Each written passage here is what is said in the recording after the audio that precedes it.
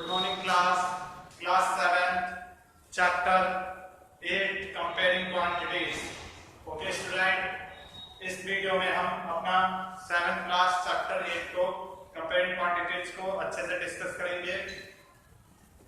इस वीडियो में हम इस चैप्टर के जो इंपॉर्टेंट पॉइंट्स हैं उनको देखेंगे एक बार कि कंपेयरिंग क्वांटिटीज का क्या मीन है, क्या होता है कंपेयरिंग क्वांटिटीज, कैसे हम एक दूसरे को कंपेयर करते हैं, इन सभी को हम एक एक करके समझेंगे।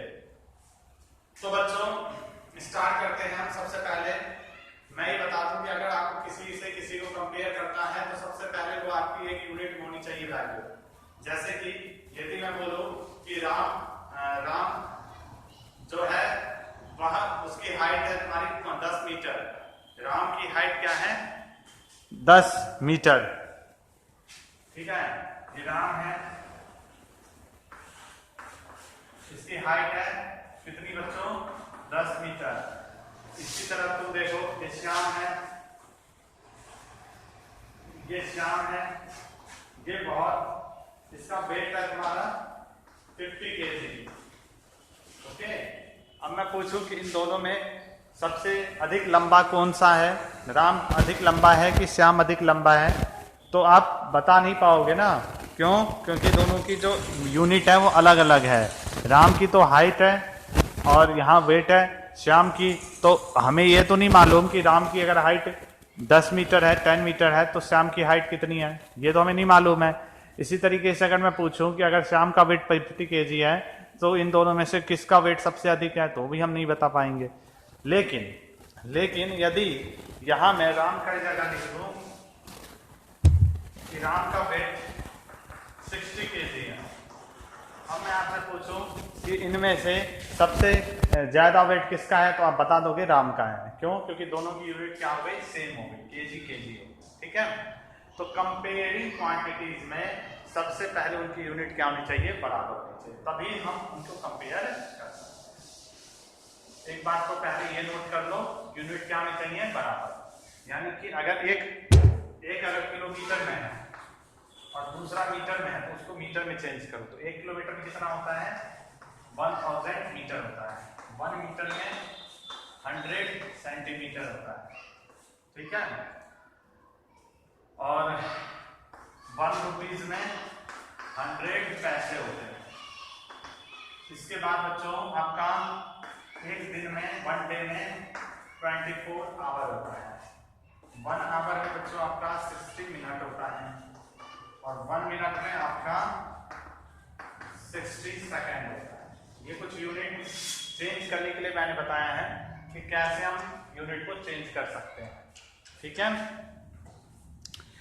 इसके बाद आपको ये नोट करना है अच्छे से, बिना इसको समझे हुए आप इसके ना ही तो रेशियो निकाल सकते हो, ना ही तो कंपेयर कर सकते हो, कुछ भी नहीं कर सकते हो।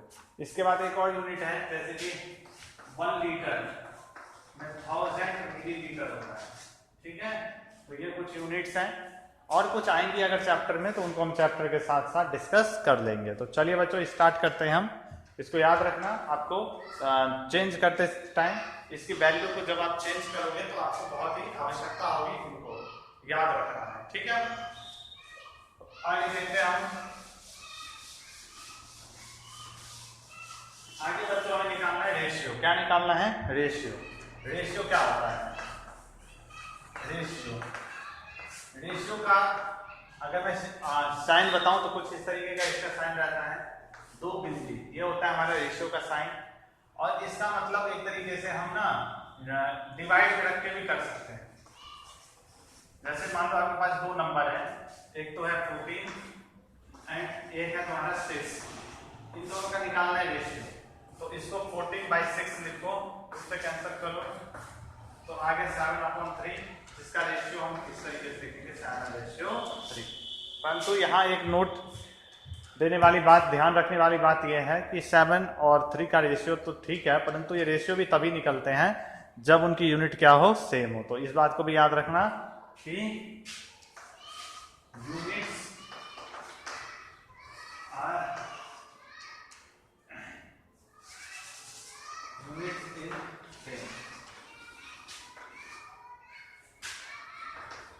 Units in same. ठीक है, जो भी हम हम जिनका भी रेशियो निकाल रहे हैं उनमें यूनिट्स क्या होनी चाहिए सेम। जैसे कि मैं अगर बोलूँ कि एक क्वेश्चन है आपका यहाँ पे रेशियो निकालने वाला, एक क्वेश्चन है कि find the ratio of 15 kg and 5000 ग्राम।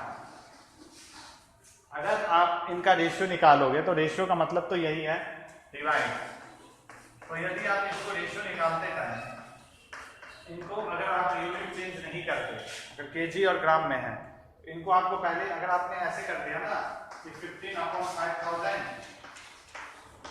तो ये आपका गलत आंसर आएगा, इसको याद रखना। तो इसको करेंगे कैसे? तो इसको हम इस तरीके से लिखेंगे, वी नो दैट, नहीं तो इसको मिटा लो, इसको मैं रफ कर देता हूँ, ये हमारा गलत है, ऐसे नहीं निकालेंगे, क्योंकि हम जानते हैं कि एक केजी में है, एक ग्राम में है। तो आपको या तो पहले इस केजी को ग्राम में कन्वर्ट कर लो या फिर ग्राम को केजी में कन्वर्ट कर लो। जब दोनों की यूनिट बराबर होगी तभी जाके इसका रेशियो आएगा। तो यहाँ हम क्या लिख सकते हैं, we know that 1 kg is equal to 1000 gram. So हमारा 15 kg is equal to 15 into 1000 gram. Now ratio is equal to 15,000 हो जाएगा, तो मल्टीप्लाई करने के बाद क्या हो जाएगा? सो 15,000 ग्राम। अब दोनों का रेशियो देखो, ग्राम ग्राम में है ना, यूनिट सेम है, तो अब इनका रेशियो निकाल सकते हो 15,000 अपॉन 5,000। रेशियो हो गया 5 3 जा 15, यानी कितना आ गया 3/1। और क्या लिख सकता हूं मैं इसको, और इसको मैं लिख सकता हूं 3:1। ये आ गया हमारा आंसर। तो आपको ये बात याद रखना है कि जब भी आप रेशियो निकालने जा रहे हैं तो उनकी यूनिट क्या होनी चाहिए? सेम। अगर यूनिट सेम है उसके बाद आप निकालते हैं तो आंसर सही आएगा। अगर यूनिट डिफरेंट है और आप उसका रेशियो निकालने जा रहे हैं तो आपका आंसर कभी भी मैच नहीं करेगा। ठीक है, तो जो मैंने पहले आपको